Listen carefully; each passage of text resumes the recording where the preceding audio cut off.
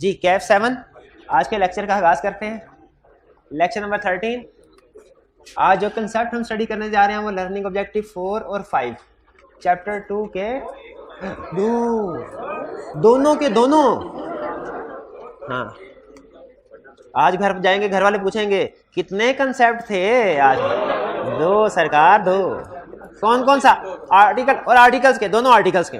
एक आर्टिकल्स का एक जनरल प्रोविजन है जो कि बेसिकली मेमोरेंडम और आर्टिकल्स दोनों में अप्लाई होता है, लेकिन सिंपल है, इजी है। इसमें बहुत सी चीजें ऐसी हैं जो आप पहले पढ़ चुके हैं, अभी देख लीजिएगा थोड़ी देर में। मैं तो बल्कि सोच रहा था कि क्वेश्चन की डिस्कशन और एमसीक्यूज भी आज के लेक्चर में हो जाए, फिर मैंने कहा नहीं है, आपने नहीं मानना, तो वो फिर होम असाइनमेंट के तौर पर आपको दे दिया। आज की होम असाइनमेंट का मतलब है क्या होगी भला? इस चैप्टर के एमसीक्यूज और लर्निंग, इन दोनों लर्निंग ऑब्जेक्टिव के एंड के क्वेश्चंस। लेकिन लेक्चर की तरफ चलने से पहले प्रीवियस लेक्चर में कोई प्रॉब्लम हो, क्वेश्चन पूछना चाहते हो तो पूछ ले, पूछ ले। कोई नहीं पूछना? जी जी। रजिस्टर्ड ऑफिस कंपनी में होगा, मतलब नहीं जी, कंपनी जिस जगह पे होगी वही रजिस्टर्ड ऑफिस होगा, वही रजिस्टर्ड ऑफिस होगा। और कोई question? Home assignment, home assignment discuss कर लेते हैं अभी। 6 क्या सारे क्वेश्चन कर लेते हैं। क्वेश्चन नंबर 5 पे आ जाए। 5 अपने सामने रखें, क्वेश्चन 5 को अपने सामने रखें। Directors of Muntaqil limited are considering to relocate company's registered office from Karachi to Islamabad to carry on business more economically. Karachi से इस्लामाबाद बिजनेस शिफ्ट कर सकते हैं? यस कर सकते हैं। Advice company secretary. अच्छा, कंपनी सेक्रेटरी कौन होता है भला? सीएफओ तो आपको पता ना कौन होता है, जो अकाउंटिंग फाइनेंस का एक्सपर्ट होता है। कंपनी सेक्रेटरी जो कंपनी के अंदर लीगल मामलात का एक्सपर्ट होता है, जिसने कंप्लायंस विद लॉज इंश्योर करनी होती है, उसे क्या कहते हैं भला? Company secretary. ठीक है, कंपनी सेक्रेटरी एडवाइस करे कंपनी सेक्रेटरी को about the steps which must be taken to relocate the registered office under the provisions of companies act. Relocate करने के लिए क्या करना पड़ेगा? पहले मुझे बताइए, हमने 3 केसेस पढ़े थे जिसमें रजिस्टर्ड ऑफिस चेंज हो सकता। कोई नहीं बोलेगा। 3 केसेस बताइए कौन कौन से थे? Within the same city, 1 city to other city, और 1 प्रोविंस टू अनदर प्रोविंस। ये कौन सा वाला केस है? फर्स्ट वाला। तो क्या स्टेप्स होंगे जल्दी से बताइए। क्या सबसे पहले बोर्ड रेजोल्यूशन पास हुई, फिर स्पेशल रेजोल्यूशन पास हुई, फिर रजिस्ट्रार के पास गए, फिर रजिस्ट्रार के पास गए, किसके पास गए? कमीशन के पास गए। कमीशन ने हमें देखते ही ऑर्डर इशू कर दिया। कमीशन ने किसको देख के ऑर्डर इशू किया? Commission shall issue order having regard to interest of members and creditor. अब और कोई नहीं बोलेगा, जिससे पूछूं वही बताएगा। जी भाई मुझे बताएंगे, जब कमीशन ऑर्डर कर देता है तो कमीशन ने ये ऑर्डर कंपनी को भेजना होता है कि रजिस्ट्रार को? दोनों को। कितने दिन के अंदर? 7 डेज के, 7 दिन के। और जैसे ही ये ऑर्डर रजिस्ट्रार को पहुंचता है, रजिस्ट्रार फौरन अल्टरेशन कंफर्म कर लेता है। ऐसे होता है क्या? क्या होता है फिर? ऑर्डर पहुंचने के बाद अलहदा से कंपनी ने with in 30 days special resolution की कॉपी, ऑर्डर मेमोरेंडम की कॉपी, कमीशन के ऑर्डर की कॉपी कितने दिन के अंदर? 30 दिन के अंदर अंदर रजिस्ट्रार को पहुंचानी होती है। फिर रजिस्ट्रार जाके इसे सर्टिफाई करता है। तो ये सारा प्रोसीजर आपने इस क्वेश्चन के आंसर में लिखना है। कमीशन ऑर्डर क्रेडिटर को नहीं भेजता। ऑर्डर जो भेजता है ना, वो कंपनी को, रजिस्ट्रार को भेजता है। हाँ, मेंबर्स और क्रेडिटर्स को नोटिस भेजे जाते हैं कि अगर आपको कोई इतराज है तो हमारे पास अपना इतराज फाइल करें। ठीक है, अगर किसी को कोई ऑब्जेक्शन है तो फाइल, अगर कोई ऑब्जेक्शन फाइल करते, वो प्रोसीजर डिटेल अब हमारे सिलेबस में नहीं है, लेकिन आगे ये होता था अगर कोई ऑब्जेक्शन फाइल नहीं होता तो कमीशन फौरी तौर पे ऑर्डर इशू कर देता है। अगर कोई क्रेडिटर या मेंबर ऑब्जेक्शन फाइल करता था तो कमीशन कंपनी को कहता था कि भाई इसको सेटिस्फाई करो, इसका डेट पे ऑफ करो। ठीक है, तो ये क्लियर हो गया? जी जी।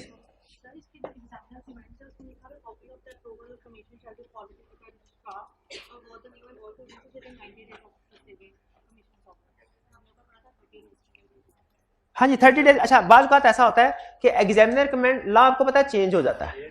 ठीक है, जैसे ये क्वेश्चन 2016 का है, हमारा एक्ट 2017 में चेंज हो गया था।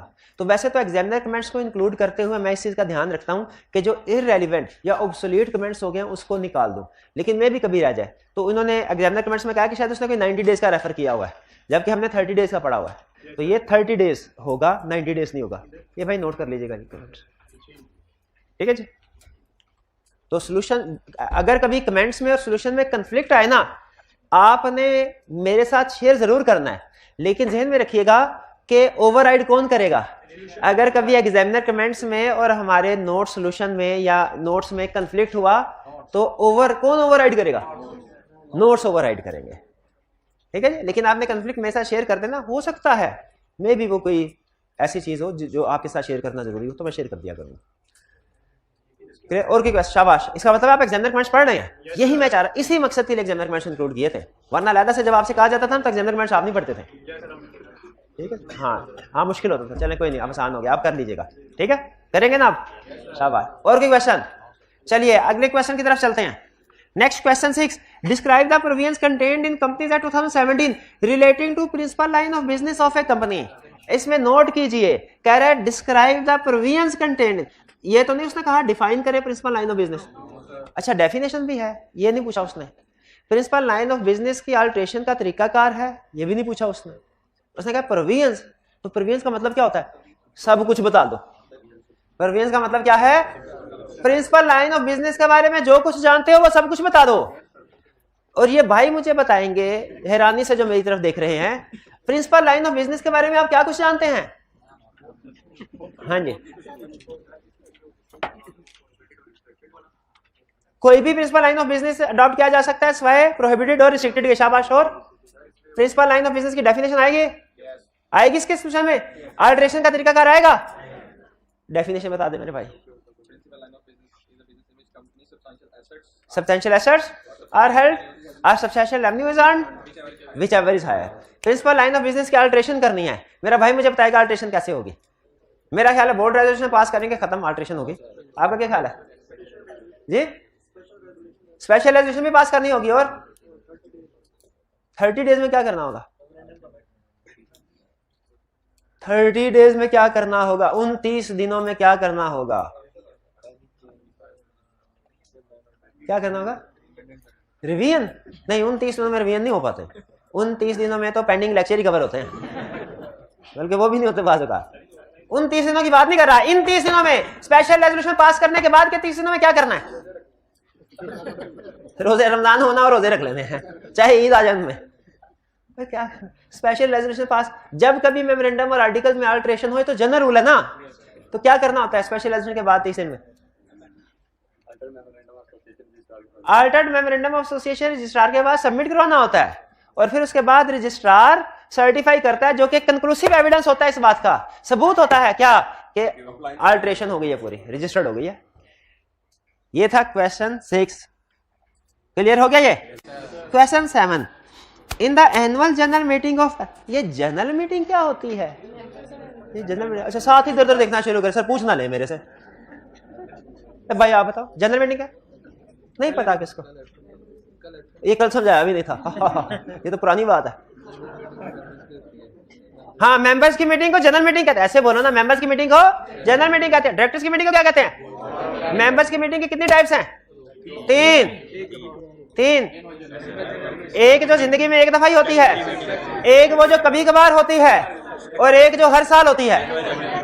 हर साल वाली को एनुअल जनरल मीटिंग, कभी कभार जो होती है एक्स्ट्राऑर्डिनरी जनरल मीटिंग, और जो जिंदगी में एक दफा ही होती है स्टैट्यूटरी मीटिंग। तो कह रहा है ये एनुअल जनरल मीटिंग का किस्सा है। एनुअल जनरल मीटिंग, एक दफा एनुअल जनरल मीटिंग हो रही थी, उसमें अचानक क्या हुआ, एक शेयर होल्डर ने एतराज उठा लिया। उसने एतराज क्या किया?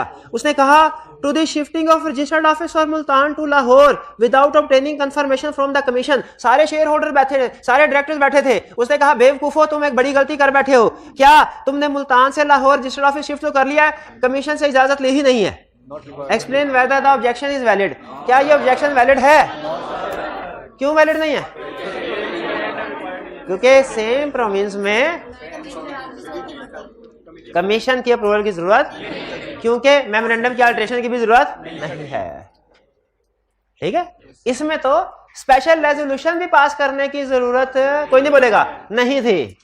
इसमें तो स्पेशल रेजोल्यूशन भी पास करने की जरूरत, इसमें तो स्पेशल रेजोल्यूशन भी पास करने की जरूरत, स्पेशल रेजोल्यूशन भी पास करने की जरूरत थी। इसमें सेम सिटी में स्पेशल रेजोल्यूशन पास नहीं होती, एक सिटी से दूसरे सिटी में जाए स्पेशल रेजोल्यूशन पास होती है।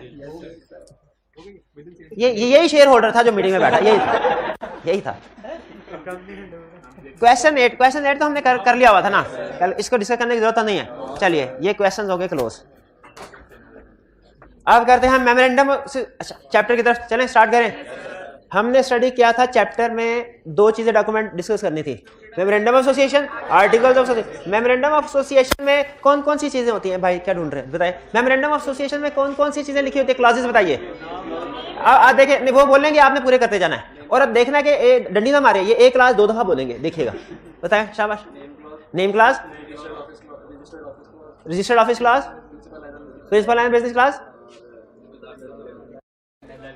Liability clause, authorised share capital clause और सब्सिक्वेंट क्लास वगैरह, यानी 5 बड़ी क्लासेस होगी। इस चैप्टर में हम कितनी क्लासेस पढ़ चुके हैं? इस चैप्टर में और कोई नहीं बोलेगा जी, सब कौन कौन सी? नेम क्लास बड़ी, उसकी अल्टरेशन बड़ी, principal line of business clause बड़ी, उसकी अल्टरेशन बड़ी, रजिस्टर्ड ऑफिस क्लास बड़ी, उसकी अल्टरेशन बड़ी। बाकी कौन सी दो रह गई? Liability class, share capital class. Share capital class किसी और चैप्टर में जाके पढ़ेंगे इसके बारे में डिटेल, और लायबिलिटी क्लास के बारे में भी किसी और जगह जाके पढ़ेंगे। यहां पे हमारा मेमोरेंडम क्लोज, यानी इस चैप्टर में मेमोरेंडम की 3 क्लासेस हमने डिटेल में पढ़नी थी जो पढ़ चुके। अब हम चलते हैं किसकी तरफ? आर्टिकल्स की तरफ। आर्टिकल्स ऑफ एसोसिएशन के बारे में सुन लीजिए, ये क्या है? कहते हैं आर्टिकल्स ये रूल्स एंड रेगुलेशंस हैं ऑन इंटरनल अफेयर। अगर आप एनालिसिस करें ना तो मेमोरेंडम में ऐसी इंफॉर्मेशन होती है जो एक्सटर्नल पार्टीज के लिए रेलिवेंट होती है। जैसे एक्सटर्नल पार्टी के लिए सबसे बड़े रेलिवेंट लायबिलिटी क्या है, लायबिलिटी क्या है, तो उसमें लायबिलिटी होती है, लिखी होती कंपनी की। टाइप्स ऑफ कंपनी क्या है, टाइप ऑफ नेम वगैरह लिखा होता है, रजिस्टर्ड ऑफिस की तरह। मेमोरेंडम कहा जाता है एक्सटर्नल पार्टीज के लिए है, और आर्टिकल्स के बारे में कहा जाता है ऐसी डॉक्यूमेंट है जो कंपनी के इंटरनल अफेयर्स है। क्योंकि देखिए एक कंपनी है ना, कोई जाती बिजनेस थोड़ी है किसी सेठ साहब का कि वो अपनी मर्जी से जब चाहे जैसे चाहे कर लें, और जैसे चाहे सुबह कहें आज मीटिंग होगी, और दिल किया तो थोड़ी देर बाद कहा मीटिंग नहीं होगी। ठीक है, जैसे ही कोई बिजनेस अगर करना है तो फौरन उन्होंने हिसाब किताब लगा के 5 मिनट में डिसीजन कर लिया, इस बिजनेस को हमने करना है, इसको नहीं करना। ये तो सोल प्रोप्राइटरशिप में इस तरह होता है ना कि आपके ख्याल में कंपनी फॉर्म और बिजनेस ऑर्गेनाइजेशन में इस तरह फैसले होने चाहिए, उसमें क्या इंडिविजुअल के पास इतनी अथॉरिटी होनी चाहिए कि वो चुटकी बजाते में सारे फैसले कर लिया करे? नहीं, बल्कि बाकायदा एक मैकेनिज्म होता है कि किस तरीके से मीटिंग्स किस तरीके से होंगी, फैसले किस तरीके से होंगे, कंपनी के मामलात किस तरीके से चलेंगे, शेयर होल्डर्स चूंकि एक से ज्यादा होते हैं उनके क्या राइट्स हैं, उनका आपस में कंफ्लिक्ट होगा वो कैसे रिजॉल्व होगा, कंपनी के डायरेक्टर्स कौन लोग होंगे, डायरेक्टर्स इलेक्ट कैसे किए जाएंगे, कितने डायरेक्टर्स होंगे, क्या उनका कोई क्राइटेरिया होना चाहिए, नहीं होना चाहिए, क्राइटेरिया है तो क्या होगा, डिविडेंड किस तरीके से पे होगा, शेयर्स कैसे इशू होंगे, अगर शेयर होल्डर ने अपने शेयर किसी दूसरे को ट्रांसफर करना है उसका प्रोसेस क्या होगा। यानी इंटरनल जितनी भी चीजें हैं इंटरनल अफेयर्स के बारे में वो सारे कंपनी के आर्टिकल्स के अंदर लिखे होते हैं। यूं समझ लीजिए कंपनी चलाने का एसओपीज जितने भी हैं वो आर्टिकल्स ऑफ एसोसिएशन के अंदर लिखे हुए हैं। ठीक है, तो आर्टिकल्स ऑफ एसोसिएशन क्या है? Rules and regulation of internal affairs of company. अच्छा, लेकिन ये सारी चीजें तो, इसमें से बहुत सी चीजें तो कंपनीज एक्ट में भी लिखी हुई हैं, बहुत सी चीजें तो कंपनीज एक्ट में भी लिखी हुई हैं। जैसे अभी शेयर करते हैं, आर्टिकल्स में क्या कुछ लिखा होता है? आर्टिकल्स में लिखा होता है डायरेक्टर्स कितने होंगे, उनकी पावर्स और ड्यूटीज क्या होंगी। डायरेक्टर्स ने कंपनी चलानी है ना। अब कंपनीज एक्ट में भी लिखा हुआ है minimum number of directors. Private company है, सिंगल मेंबर कंपनी है तो 1, प्राइवेट कंपनी है तो 2, पब्लिक अनलिस्टेड है तो 3, लिस्टेड है तो 7। नंबर ऑफ मेंबर्स की भी वही रिक्वायरमेंट, नंबर ऑफ डायरेक्टर्स की भी वही रिक्वायरमेंट है। नंबर ऑफ डायरेक्टर्स के बारे में कंपनीज एक्ट में भी लिखा हुआ है, इसी के बारे में आर्टिकल्स में भी लिखा होगा। ठीक है, तो लिखा हो सकता है आर्टिकल्स में। यानी अगर कंपनीज एक्ट ने कहा ये अनलिस्टेड पब्लिक कंपनी है, कंपनी एक्ट ने क्या कहा मिनिमम कितने होने चाहिए डायरेक्टर्स? 3। आर्टिकल्स क्या ये कह सकते हैं कि मिनिमम डायरेक्टर 3 होंगे? कह सकते हैं। क्या ये कह सकते हैं मिनिमम डायरेक्टर्स 5 होंगे? कंपनी अनलिस्टेड है, पब्लिक अनलिस्टेड, ये भी कह सकते हैं। क्या ये कह सकते हैं मिनिमम डायरेक्टर्स 2 होंगे? ये नहीं कह सकते। क्यों नहीं कह सकते? ये कंपनीज एक्ट की वायलेशन हो जाएगी। यानी रिक्वायरमेंट डिफरेंट हो सकती हैं बट कंफ्लिक्टिंग नहीं हो सकती। ये बात समझ आई है? तो अगर ये बाज़ का तो बहुत सी ऐसी इंफॉर्मेशन जो आर्टिकल्स में है वो कंपनी एक्ट में भी लिखी होती है, लेकिन हमारा रूल क्या है? आर्टिकल्स में भी अगर एक इंफॉर्मेशन कंपनीज एक्ट में भी आर्टिकल में भी है, आर्टिकल्स में भी stricter than companies act but not vice versa. इसका मतलब क्या हुआ? आर्टिकल्स कंपनीज एक्ट से ज्यादा स्ट्रिक्ट हो सकते हैं, कंपनीज एक्ट से रिलैक्स कम रिस्ट्रिक्ट नहीं हो सकते। यानी ऐसा नहीं हो सकता कंपनीज एक्ट ने कोई चीज कहा वो करनी है और आर्टिकल्स के आधे नहीं करनी। ये नहीं, हाँ ये हो सकता है कि कंपनीज एक्ट ने एक चीज रिक्वायर नहीं की हुई, आर्टिकल्स क्या देते हैं। यानी आर्टिकल्स का शिकंजा कंपनीज एक्ट से ज्यादा सख्त हो सकता है, उससे लूज नहीं होगा। नहीं समझ आई बात की? ये डायरेक्टर वाली बात से समझ आ गई? एक और एग्जांपल से, आर्टिकल्स के अंदर क्वालिफिकेशन एंड और आप असल में आपको पता है इंटरनल अफेयर्स होते हैं ज्यादातर आर्टिकल्स में, और इंटरनल अफेयर्स कौन चला रहा होता है? डायरेक्टर्स। तो उसमें बहुत सी डिस्कशन डायरेक्टर्स की होती है। अगली एग्जांपल भी डायरेक्टर वाली है। आर्टिकल्स ऑफ एसोसिएशन में लिखा हुआ है कि डायरेक्टर्स का क्वालिफिकेशन और डिस्क्वालिफिकेशन क्राइटेरिया क्या होगा, यानी कौन लोग डायरेक्टर बन सकते हैं, कौन नहीं बन सकते।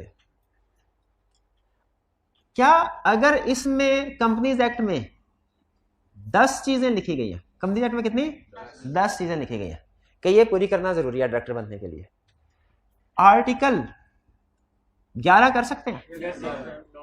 11 कर सकते हैं, बिल्कुल कर सकते हैं। 9 कर सकते हैं? 9 नहीं कर सकते, काम नहीं कर सकते। ये है मतलब इस लाइन का। किस लाइन का? आर्टिकल्स में be stricter than companies act and not vice versa. यानी कंपनीज एक्ट की रिक्वायरमेंट 10 थी, आर्टिकल ने 10 की 11 रिक्वायरमेंट तो कर सकता है, 10 की 9 नहीं कर सकता। अगर फर्ज कीजिए कंपनीज एक्ट ने एक जगह पे लिखा हुआ है कि डिविडेंड की भी एग्जांपल है, कोई डिविडेंड लिखा हुआ है लास्ट, उन्होंने कहा है डिविडेंड की पेमेंट होगी 15 वर्किंग डेज के अंदर अंदर। अब जरा सोच के जवाब दीजिएगा, कितने दिन के अंदर? 15 वर्किंग डेज के अंदर अंदर कंपनी जब अनाउंस कर दे, जब कंपनी डिविडेंड अनाउंस कर दे 15 वर्किंग डेज के अंदर अंदर पेमेंट करनी है। ये किसने कहा? कंपनीज एक्ट ने। आर्टिकल्स ये कह सकते हैं कि 21 डेज के अंदर अंदर पेमेंट होगी? नहीं। क्या ये कह सकते हैं 7 डेज के अंदर पेमेंट? क्योंकि 7 डेज के अंदर आर्टिकल्स की भी रिक्वायरमेंट पूरी हो रही है, कंपनीज एक्ट की भी, कंपनीज एक्ट की वायलेशन नहीं हो रही। तो ये समझ आया? आर्टिकल्स में be stricter than companies act but not vice versa. ये लाइन समझ आई? ये ठीक है जी। तो आर्टिकल्स के बारे में बेसिक इंफॉर्मेशन हमें पता चल गई। इंटरनल अफेयर्स है इसमें, और इसमें बहुत सी चीजें वही होती है जो कि कंपनीज एक्ट में भी डिस्कस हुई हैं। तो कहीं पे अगर फर्क हुआ तो फर्क हो सकता है, लेकिन आर्टिकल्स ज्यादा स्ट्रिक्ट होने चाहिए, कम स्ट्रिक्ट नहीं होने चाहिए। कम, अगर कहीं पे कम स्ट्रिक्ट होना तो लॉ ये कहता है वो बात हम आर्टिकल्स वाली खारिज कर देंगे, वो समझेंगे आर्टिकल्स में लिखी नहीं। अगर आर्टिकल किसी जगह पे ये लिखा हो ना कि डिविडेंड अनाउंस होने के 21 दिन के अंदर पे किया जाएगा, तो कंपनी एक्ट कहता है जब मैंने 15 कह दिया तो तुम उसको 21 करने वाले कौन होते हो? तुमने चाहे आर्टिकल्स में 21 लिखा भी हुआ है फिर भी अप्लाई क्या होगा? 15। आपको बताया था ना hierarchy, companies act override memorandum and articles, उसका मतलब यही था, उसका मतलब यही था। नोट्स ओवरराइड एग्जामिनर कमेंट्स, इसका मतलब कभी कंफ्लिक्ट आया किसकी बात मानी जाएगी? नोट्स किसकी? कंपनीज एक्ट आर्टिकल में कंफ्लिक्ट आया किसकी बात मानी जाएगी? लेकिन कंफ्लिक्ट आने पे, डिफरेंट होने पे नहीं, क्योंकि रिक्वायरमेंट्स डिफरेंट हो सकती हैं, स्ट्रिक्टर हो सकते हैं। ये बात समझ आ गई? अच्छा आगे चलते हैं। Who is required to register it? Articles of association किसके लिए रजिस्टर करवाना रिक्वायर्ड है? आप सोच रहे होंगे हर कंपनी के लिए, इसका जवाब है नहीं। कंपनी लिमिटेड बाय गारंटी के लिए लाजमी है, अनलिमिटेड कंपनी के लिए लाजमी है। कौन सी कंपनी रह गई? Limited by share. Company limited bye share के लिए लाजमी नहीं है, वो चाहे तो आर्टिकल रजिस्टर करवाए, चाहे तो आर्टिकल रजिस्टर। अगर company limited bye share article register नहीं करवाती तो उसके ऊपर कौन सा आर्टिकल अप्लाई होगा? वेबसाइट पे। उसे कहते हैं first schedule of companies act, और टेबल है। टेबल को चाहे फिलहाल छोड़ दें, टेबल एंड में करेंगे। First schedule of companies act, companies act के फर्स्ट शेड्यूल में जो आर्टिकल जो फॉर्मेट है वो अप्लाई होगा। अच्छा ये उन्होंने किस लिए इसको सहूलत दी हुई है कि चाहे ना करवाओ, लंबी चौड़ी डॉक्यूमेंट होने का लीगल फॉर्मेलिटी से जान छूटेगी, तुम्हारी फटाफट मेमोरेंडम बना के एक सफे का रजिस्ट्रेशन कराओ, काम शुरू करो। ये फैसिलिटेशन के लिए इन्वेस्टर्स की, और ज्यादातर इन्वेस्टर आपको पता है कंपनी लिमिटेड बाय शेयर बनाते हैं, तो उसकी जरूरत थी। बाकी भी फॉर्मेट बनाए लेकिन बाकी लैदा करवाने पड़ते हैं जमा। ठीक है, कंपनी लिमिटेड बाय गारंटी का भी फॉर्मेट वेबसाइट पे मौजूद है, अनलिमिटेड कंपनी का फॉर्मेट भी मौजूद है, लेकिन लिमिटेड बाय गारंटी या अनलिमिटेड कंपनी ने उसको डाउनलोड करके चेंज करना है तो चेंज करें, नहीं चेंज करना तो एज इट इज ही सही, लेकिन रजिस्ट्रार को साथ जमा करवाना लाजमी है। लेकिन कंपनी लिमिटेड बाय शेयर के लिए साथ जमा करवाना लाजमी नहीं है, वो सिर्फ मेमोरेंडम जमा करवा के कह सकते हैं भाई हमारा आर्टिकल वही जो ऊपर वाला होगा। कंपनी लिमिटेड बाय गारंटी अगर कहे ये लो मेमोरेंडम, हमारा आर्टिकल वही जो वेबसाइट पे है, रजिस्ट्रार कहेगा भाई डाउनलोड करके साइन करके दो मुझे, लेकिन लिमिटेड बाय शेयर में ये लाजमी है। ये बात समझ आ गई आपको? अच्छा मुझे बताइए, पहली option, company limited bye share ने अपना आर्टिकल्स सबमिट करवाया, जो कि डिफरेंट है वेबसाइट वाले आर्टिकल से, टेबल ए वाले आर्टिकल से। हो सकता है ऐसा? अब इस कंपनी के ऊपर कौन सा आर्टिकल अप्लाई होगा? जो सबमिट करवाया कि जो वेबसाइट वाला सबमिट करवाया है। दूसरा, अगर ये कंपनी वेबसाइट वाला, अब ये कंपनी कोई भी आर्टिकल सबमिट नहीं करवाती तो इसके ऊपर कोई वाला भी अप्लाई नहीं होगा, होगा वेबसाइट वाला। तीसरा केस, आखिरी, अब ये ट्रिकी क्वेश्चन है। वेबसाइट वाले आर्टिकल्स पे 50 रूल्स लिखे हैं। इस कंपनी ने वो वेबसाइट वाला आर्टिकल्स डाउनलोड किया, उसमें 25 रूल्स चेंज किए और 25 उड़ा दिए। अब इसके आर्टिकल्स में सिर्फ पहले वाले 25 रूल है और वो चेंज है। अब ये वाला आर्टिकल जमा करवा दिया, हाँ पिछले 25 ये वाले होंगे जो जमा करवाया रूल, और अगले 25 अप्लाई होंगे, लेकिन कौन से वाले? शाबाश शाबाश, यही कंसेप्ट समझाना था, ये क्लियर हो गया। आगे चलते हैं, इसमें क्या क्या लिखा होगा? इसमें कंपनी के इंटरनल अफेयर्स के बारे में चीजें लिखी होंगी, जैसे ज्यादातर इंटरनल, कुछ एक्सटर्नल भी, जैसे जो शेयर होल्डर से रिलेट होती हैं वो इंटरनल दोनों साइड पे आ सकते हैं। जैसे शेयर होल्डर अगर मीटिंग करेंगे तो मीटिंग कैसे चलेगी, ये इंटरनल मैटर है, लेकिन शेयर होल्डर्स को डिविडेंड कैसे पे करना है ये थोड़ा सा एक्सटर्नल भी हो सकता है। बहरहाल प्राइमरीली इसमें इंटरनल अफेयर्स होते हैं। आर्टिकल्स में कौन कौन से लिखे होते हैं अफेयर? नंबर ऑफ डायरेक्टर्स कितने होंगे मिनिमम कंपनी के, या मैक्सिमम कितने होंगे ये भी लिखा जा सकता है। डायरेक्टर्स की पावर और ड्यूटीज क्या होंगी? बिजनेस लॉ पढ़ा आपने? जिन लोगों ने पढ़ा आपको याद होगा पार्टनरशिप के राइट्स ड्यूटीज होते थे। इसी तरह क्योंकि उन्होंने बिजनेस लाना है, डायरेक्टर्स के भी इसलिए राइट्स ड्यूटीज होंगे और हो सकता है मिलते जुलते भी हो। उसमें एक कंसेप्ट होता था हमारा कि पार्टनर कंपीटिंग बिजनेस में इन्वॉल्व नहीं होगा। इस तरह की कोई चीज होती थी ना कि पार्टनर रहते हुए हाँ वो शायद इधर दोबारा आए, इस सब्जेक्ट में दोबारा आए कंसेप्ट, लेकिन शक्ल बदल गया आएगा। क्वालिफिकेशन और डिसक्वालिफिकेशन। क्वालिफिकेशन का मतलब क्या होता है?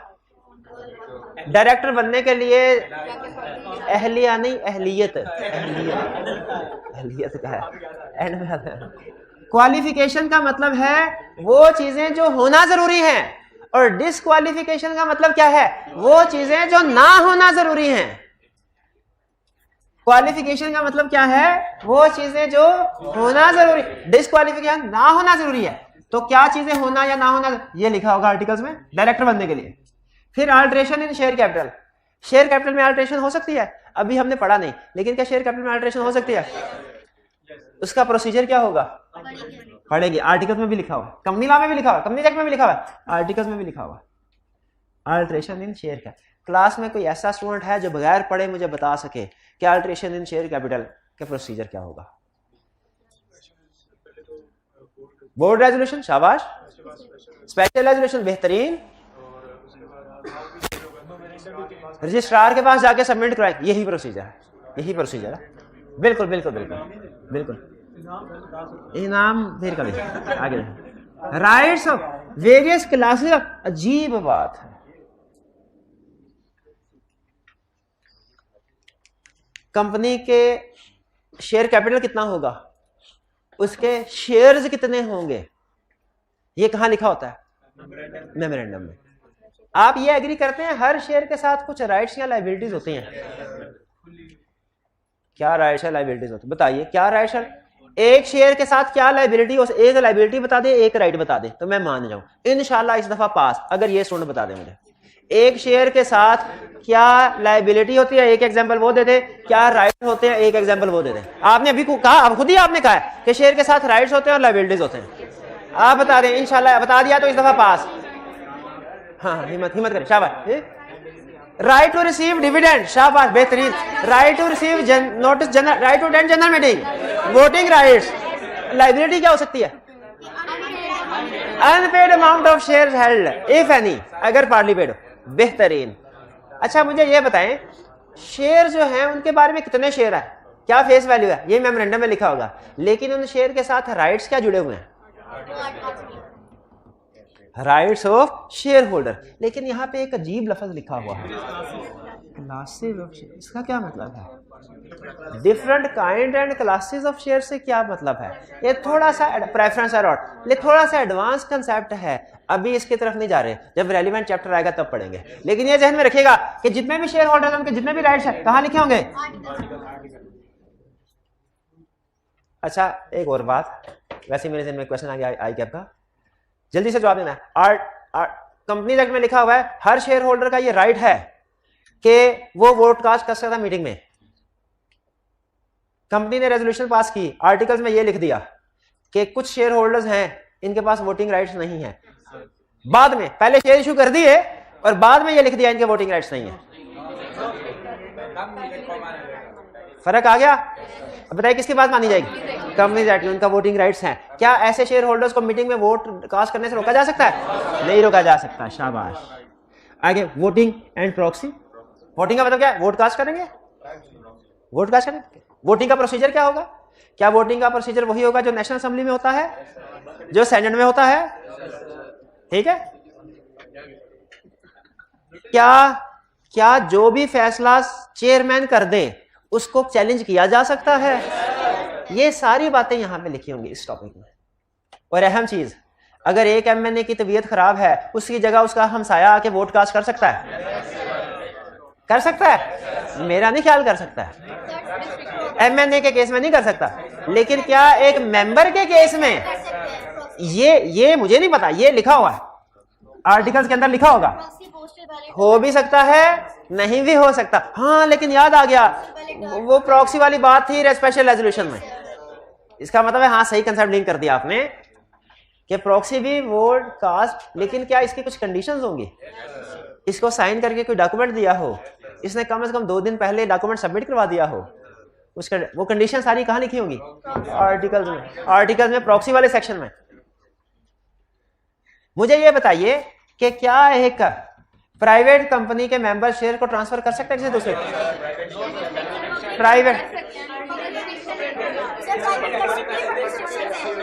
प्राइवेट कर सकते हैं, लेकिन रिस्ट्रिक्शन, वो रिस्ट्रिक्शंस क्या हैं, कहाँ लिखी होंगी? आर्टिकल्स में। पब्लिक कंपनी के शेयर होल्डर ने भी शेयर ट्रांसफर करना है, क्या प्रोसीजर होगा, कितने दिन के अंदर अंदर शेयर ट्रांसफर हो जाएंगे, उन्हें कंपनी में आके क्या एप्लीकेशन देनी पड़ेगी, ये सारी चीजें कहाँ लिखी होंगी? ट्रांसफर ऑफ शेयर्स वाले सेक्शन में। प्रोसीडिंग ऑफ डायरेक्टर्स और जनरल मीटिंग, डायरेक्टर्स की मीटिंग होगी, किस तरीके से कंडक्ट होगी, कब नोटिस भेजना है, किसको नोटिस भेजना है, कौन कौन अटेंड कर सकता है, जनरल मीटिंग कब नोटिस भेजना है, किसको भेजना है, कौन कौन अटेंड कर सकता है, कैसे मीटिंग कंडक्ट होगी, फैसले कैसे होंगे इनमें, डिस्प्यूट राइज हो जाए तो क्या होगा, अगर धांधली हो जाए इन मीटिंग्स में तो क्या होगा? ये सारे मामलात कहाँ लिखे हुए हैं? अभी मैं आपको कुछ भी नहीं बता रहा कि लिखा क्या, अभी सिर्फ ये बता रहा हूँ कि क्या लिखा, उसके अंदर की बातें नहीं बता रहा। मैंने अभी ये हरगिज़ नहीं बताया डायरेक्टर्स की मीटिंग कैसे होगी, उसका नोटिस कितने दिन पहले जाएगा, मेंबर्स की मीटिंग कब होगी, नोटिस, ये मैंने कुछ नहीं बता रहा। सिर्फ ये बता रहा हूँ कि सारी चीजें डिस्कस हुई हुई हैं और इनमें से अक्सर चीजें हमारे सिलेबस में है, ये भी सिलेबस में है, ये भी सिलेबस में है, ये भी सिलेबस में है, ये भी सिलेबस में है, ये भी सिलेबस में है, ये सिलेबस में नहीं। ट्रांसफर ऑफ शेयर्स नहीं है, इश्यू ऑफ शेयर्स है, इश्यू ऑफ शेयर्स है। इश्यू ऑफ शेयर और ट्रांसफर ऑफ शेयर में फर्क है। नहीं समझ आई होगी बात आपको? कैसे आ सकती है, समझाई नहीं मैंने।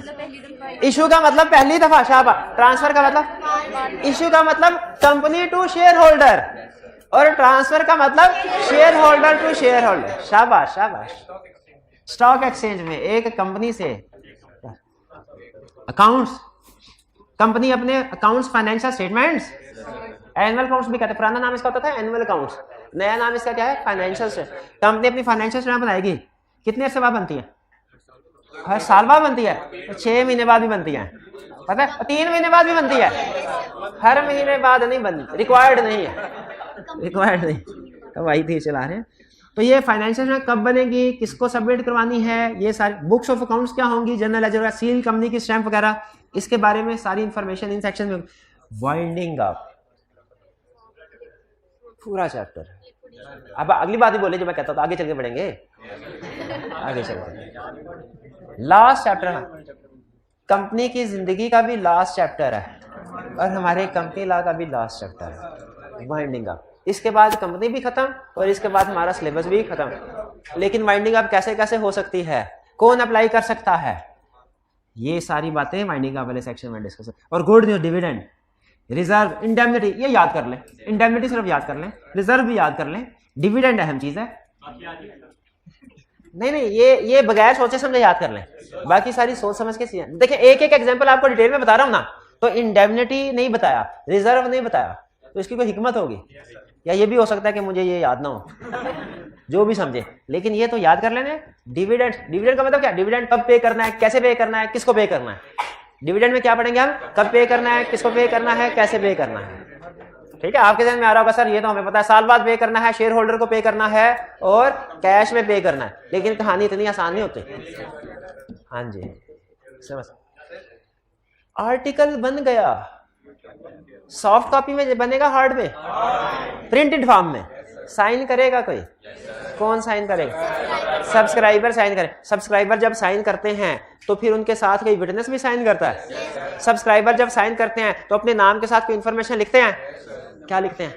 नंबर ऑफ शेयर, घर का पता, नेशनैलिटी लिखते हैं, रेजिडेंशियल एड्रेस लिखते हैं, ऑक्यूपेशन लिखते हैं, वगैरह वगैरह, ये सारी चीजें लिखेंगे। अच्छा इसका क्या मतलब है? सीक्वेंशली नंबर्ड होंगे आर्टिकल्स, जैसे ये सीक्वेंशली नंबर नहीं है, इसी तरह नंबरिंग करके 5वां सेक्शन वोटिंग का, उसके नीचे फिर 5.1 voting, 5.2 proxy, 6 transfer of shares, ताकि रेफर करने में आसानी हो जाए, रेफर करने में आसानी हो जाए। अब अगर ये मैं ना लिखे हूं तो आप मुझे कहें सर छठे वाला हमें समझा दे, समझ नहीं आया, तो मसला बढ़ गया ना मुझे, छठे वाला कौन सा है? मैं गिनना शुरू करा, 1 2 3 4 5 6 6, अब मैं कहूँगा ये तो सिलेबस में है नहीं, इसीलिए नहीं समझाया था। लेकिन अगर नंबरिंग की होगी 1 2 3 4 5 6 8 9, तो जैसे आप कहेंगे 6 वाला समझाते हैं, फौरन में 6 वाला, ये होता है सीक्वेंशली नंबरिंग का फायदा, सीक्वेंस के साथ नंबरिंग करना। अल्ट्रेशन हो सकती है, क्या करना पड़ेगा?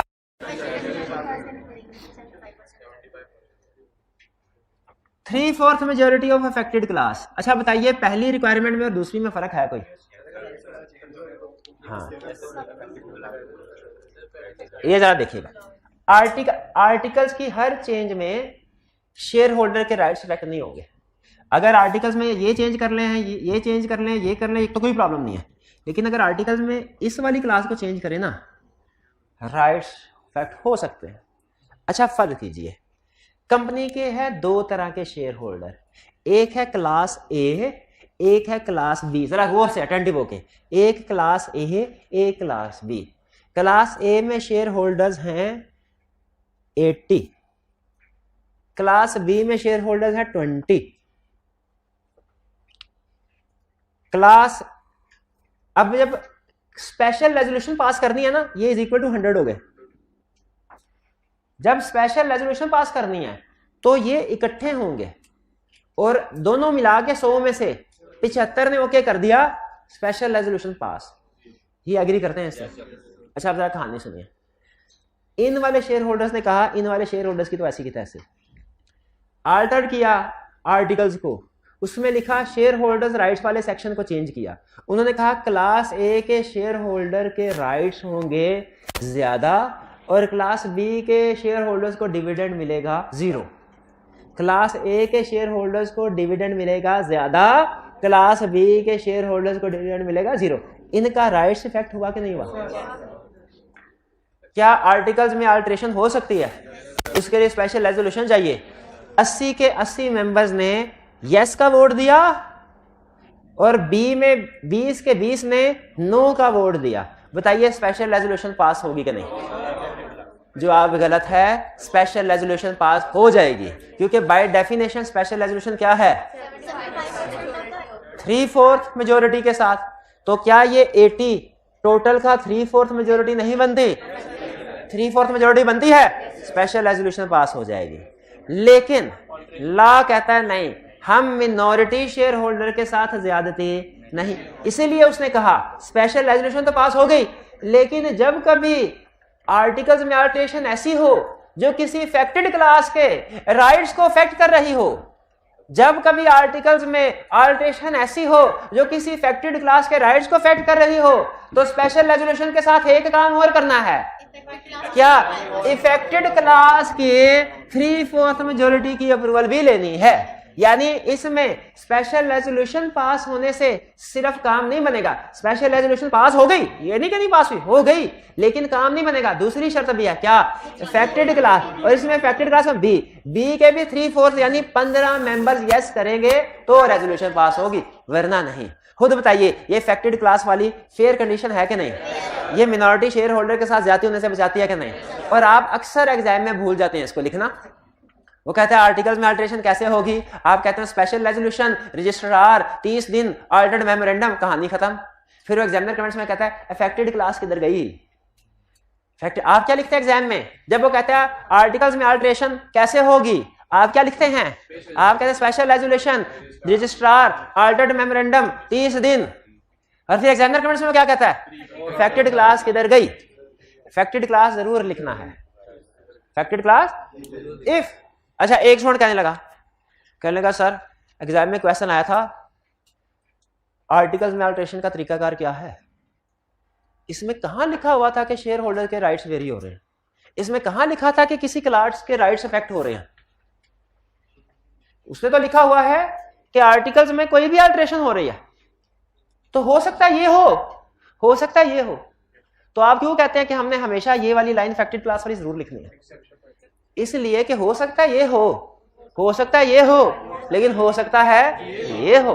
उसने मेंशन तो नहीं किया ना, इसलिए हम इफ के साथ वर्ड यूज करते हैं कि इफ अल्टरेशन ऐसी है जो क्लास के राइट्स को अफेक्ट कर रही है तो अफेक्टेड क्लास की 3/4 मेजोरिटी की अप्रूवल भी चाहिए। ये बात समझ आई कि नहीं आई? जी जी नहीं, क्वालिफिकेशन नहीं, affected class of share holder है, अफेक्टेड क्लास ऑफ डायरेक्टर्स नहीं है, affected class of share holder. जी 3/4 मेजोरिटी लेता है। स्पेशल रेजोल्यूशन में भी हालांकि 3/4 मेजोरिटी होती है, लेकिन ये इसको स्पेशल रेजोल्यूशन क्यों नहीं कह दिया उन्होंने? उसने नोट कीजिए, उसने ये नहीं कहा special resolution of affected class, उसने कहा 3/4 मेजोरिटी ऑफ अफेक्टेड क्लास, क्योंकि स्पेशल रेजोल्यूशन हम कहते ही उसको है जो ओवरऑल सारे मेंबर्स के बेस पे पास हो। जो इंडिविजुअल क्लास लेवल पे हो ना वो 3/4 मेजोरिटी होती है।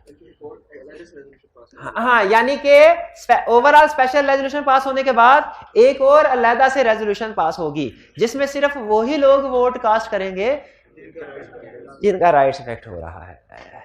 क्लियर हो गया? मेमोरेंडम और आर्टिकल्स की कॉपी आप लेना चाहें तो आप नहीं ले सकते, किसी कंपनी के मेमोरेंडम आर्टिकल्स की कॉपी आप भी नहीं ले सकते, मैं भी नहीं ले सकता।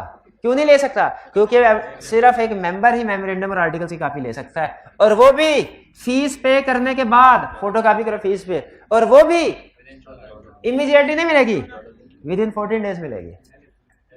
ठीक है, विद इन 14 डेज मिलेगी। भाई कुछ समझ आए? मेंबर्स को मिलेगी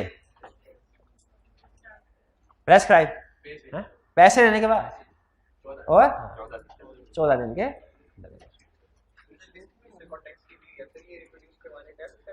क्या ये लिस्ट के जो कंटेंट्स हैं क्या ये रिप्रोड्यूस करवाने को कह सकता है? बड़ा क्रिटिकल क्वेश्चन पूछ दिया। अगर मेरे मुंह से यस निकल गया ना तो आपको ये सारे याद करने पड़ेंगे, और अगर मेरे मुंह से नो निकल गया तो आपकी बड़ी तसल्ली हो जाएगी। इसलिए मैं कह रहा हूं कि यस, रिप्रोड्यूस कराने को आ सकता है। लेकिन नॉर्मली पता है वो एमसीक्यू में पूछता है क्वेश्चन, 3-4 चीजें देके कहता है बताओ इसमें से कौन सी चीज है जो आर्टिकल्स में नहीं होती। इनमें कौन सी चीज है आर्टिकल्स में नहीं होती? ठीक है, एक आधी चीज इररिलेवेंट इंक्लूड कर देगा। आपने अगर पढ़े भी होंगे तो एमसीक्यू में नंबर मिल जाएगा, लेकिन बहरहाल याद कर लेना चाहिए।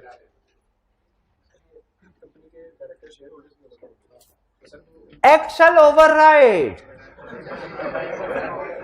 ना टाइम नहीं। अच्छा ये कुछ भी नहीं है, 5 मिनट हिम्मत करके बैठ जाए, कुछ नहीं। और ये तो मैंने पढ़ा, मुझे याद आ गया। पढ़ाया नहीं आपको? कल परसों भी पढ़ाया था, आज भी पढ़ाया। कंपनीज एक्ट ओवरराइड, अगर कभी कंफ्लिक्ट होता है दोनों में और मेमोरेंडम में, कौन प्रिवेल करेगा? मेमोरेंडम आर्टिकल में कंफ्लिक्ट होता है, आर्टिकल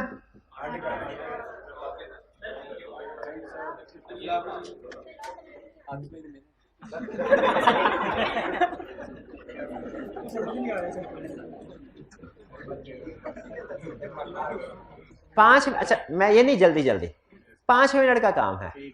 मेरे भी सर से बोझ उतरे, आपके सर से भी बोझ समझना पड़ा है।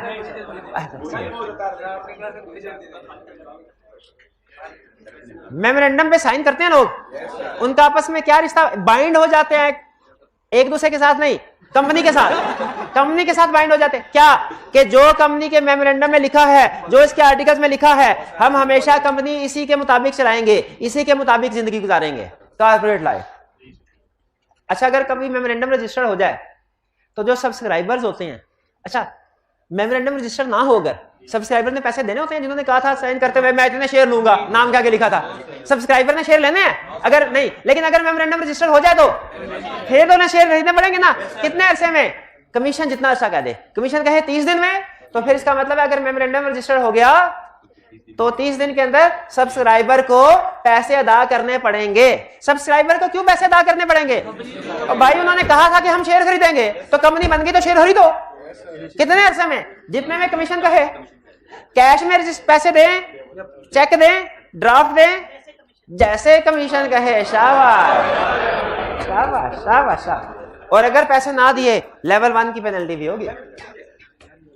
अच्छा एक दवा कंपनी लिमिटेड बाय गारंटी पता कौन सी होती है?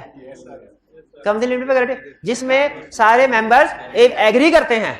अच्छा एक सबसे अहम क्वेश्चन, हाँ आपको पता है प्राइवेट कंपनी की डेफिनेशन में भी मेमोरेंडम और आर्टिकल में से एक चीज आती है, और लिमिटेड बाय गारंटी में भी by memorandum. Company limited by guarantee में 4 मेंबर्स ABCD, एक ने कहा मैं 10 लाख गारंटी देता हूं, एक ने कहा 5 लाख, एक ने कहा 3 लाख, एक ने कहा 1 लाख। ये लिखा होता है कि नहीं लिखा होता? अच्छा अजीब हुआ सुने, एक लिमिटेड बाय गारंटी के 10 मेंबर्स थे, एक ने कहा 10 लाख की गारंटी, एक ने कहा 9, एक ने कहा 8, एक ने 7, 6, 5, 4, 3, 2, 1। फिर एक शेयर होल्डर ने पढ़ा कहीं पे लॉ में कि स्पेशल रेजोल्यूशन के जरिए से मेमोरेंडम और आर्टिकल्स में अल्टरेशन हो सकती है। उसने कहा अच्छा, उसने बाकी 9 को मिलाया, उसने कहा हम 9 मिल के स्पेशल रेजोल्यूशन पास करते हैं क्या कि जो 10वां बंदा है ना जिसकी 1 लाख की लायबिलिटी है, इसकी लायबिलिटी बढ़ा के 1 करोड़ की कर देते हैं और हमारी लायबिलिटी 10-10 हजार की कर देते हैं। उन्होंने कहा ठीक, स्पेशल रेजोल्यूशन पास कर दी। अब बताइए उस बंदे बेचारे मिस्टर ए की लायबिलिटी 1 लाख से बढ़ के 1 करोड़ होगी कि नहीं होगी? स्पेशल रेजोल्यूशन तो पास हो गई है, लेकिन जो रूल राइट्स में वही रूल इधर भी है कि आप मेमोरेंडम में अल्टरेशन कर सकते हैं, लेकिन अगर किसी मेंबर की लायबिलिटी को इंक्रीज करना है कि भाई तुम और पैसे बिजनेस में डालो, या तुम अपनी गारंटी बढ़ाओ, या तुम अपने शेयर जो खरीदने में बढ़ाओ, अगर किसी मेंबर की लायबिलिटी को बढ़ाना है तो ये चाहे स्पेशल रेजोल्यूशन पास कर भी ले, ये तब तक वैलिड नहीं होगा जब तक एग्री ना कर ले कौन? मेंबर राइटिंग में। चाहे अल्टरेशन से पहले एग्री करा लें या बाद में करा लें, उसका एग्री करना लाजमी है। यहां पे इफेक्टेड क्लास हम रात, वो बेचारा अकेला बंदा ही है, वो अकेला बंदा ही, वो क्या करे, वही है ना इफेक्टेड। हाँ अकेला भी हो तो उसकी रजामंदी होनी चाहिए उस केले की। अगर क्लास है तो फिर 3/4 मेजोरिटी की बात है, और अकेला है तो ये 1 मैन आर्मी। अच्छा मुझे बताए आज मेमोरेंडम में अल्टरेशन हुई, कल ये भाई जाके इन्होंने मेमोरेंडम की कॉपी मांगी, इनका कौन सी वाली कॉपी दी जाएगी? अल्टरेशन से पहले वाली के अल्टरेशन होने के बाद जो कॉपी है? कि कोई भी नहीं? कोई भी नहीं। अगर मेंबर नहीं है तो अगर कंपनी के मेंबर है कहता है जो भी जब अल्टरेशन हो जाए ना तो आपने अल्टरेशन के बाद जो भी मेमोरेंडम की कॉपी इशू करनी है ना उसमें अल्टरेशन शामिल होनी चाहिए। ये ना हो अल्टरेशन के बाद पुराना मेमोरेंडम इशू कर दें। हो सकता है कि नहीं हो सकता? ये काम नहीं करना। लेक्चर का टाइम खत्म, लेक्चर का टाइम खत्म। मेरे साथ ऐसे करते हैं ना आप? नहीं मेरे साथ ऐसे करते हैं। अच्छा पूछो। हाँ इसका जो कंसेप्ट है इसका भी बिल्कुल वैसे ही है। इसमें राइट्स वेरी कर रहे थे तो अफेक्टेड क्लास की मंजूर। हाँ बिल्कुल। इसमें सिर्फ ये कह रहा है कि जब अल्टरेशन हो जाए ना तो बाद में जितनी भी कॉपीज आपने इशू करनी है ना वो विद अल्टरेशन इशू करनी है, ये कर। अच्छा आखिरी क्वेश्चन, वैसे दिल तो मेरा कर रहा है लेक्चर इधर ही खत्म कर दूं, लेकिन आप सोच रहे आपको रात को नींद नहीं आनी। आपने कहना है सर ने एक अजीबोगरीब सी चीज सामने बनाई थी, उसमें टेबल, हाँ वो छोड़ दी। क्या हो अगर एग्जाम में वही आ जाए? आप बता सकते हैं कि ये क्या है? मैं नहीं बताऊंगा ये क्या है। ये टेबल कंपनी की एसएसबी की वेबसाइट पे क्या है? ये आर्टिकल, ये टेबल ए में क्या लिखा हुआ है? किस कंपनी के आर्टिकल है? टेबल बी में क्या लिखा है? किस कंपनी का मेमोरेंडम? टेबल सी में क्या है? मेमोरेंडम और आर्टिकल्स दोनों किस कंपनी के? Limited by guarantee. Table D पे क्या लिखा है? मेमोरेंडम आर्टिकल किसके? लिमिटेड बाय गारंटी तो ऊपर हो गई थी। हैविंग शेयर टेबल ई में क्या है? अनलिमिटेड कंपनी का मेमोरेंडम और आर्टिकल्स। और टेबल एफ में क्या है? क्लियर हुआ? और कंफर्म है मुझे आप में से कोई भी नहीं बता सकता टेबल सी में किस कंपनी का मेमोरेंडम या आर्टिकल? क्या? थोड़ा सा टेबल एफ में सेशन नॉट हो रहा। टेबल बी में कंपनी लिमिटेड बाय शेयर का क्या था? मेमोरेंडम के आर्टिकल। टेबल बी में मेमोरेंडम था कि आर्टिकल था? अच्छा वो मैं उधर हो गया ऐसे। चलें बस ठीक है भाई, क्लियर हो गया। इतनी सी बात थी, ये मैं ना करवा। आपने एमसीक्यूज भी नहीं अटेम्प्ट करके आने थे। आपने कहा था सर शायद किसी एक एमसीक्यू में ये वाला कंसेप्ट हो जाता है। अब आप क्वेश्चन भी रिटन फॉर्म में करके आएंगे, सारे एमसीक्यूज भी रिटन फॉर्म में करके आएंगे। कभी कभी जल्दी भी छुट्टी हो जाती है आपको, कभी कभी 2 मिनट ज्यादा भी बैठना पड़ जाता है। नो सर क्या मतलब जल्दी जल्दी हो जाती है? जिस दिन तबीयत खराब थी उस दिन जल्दी छुट्टी दी थी आपको। हाँ जी चलिए आज का लेक्चर यहाँ पे खत्म करते हैं। अल्लाह हाफिज।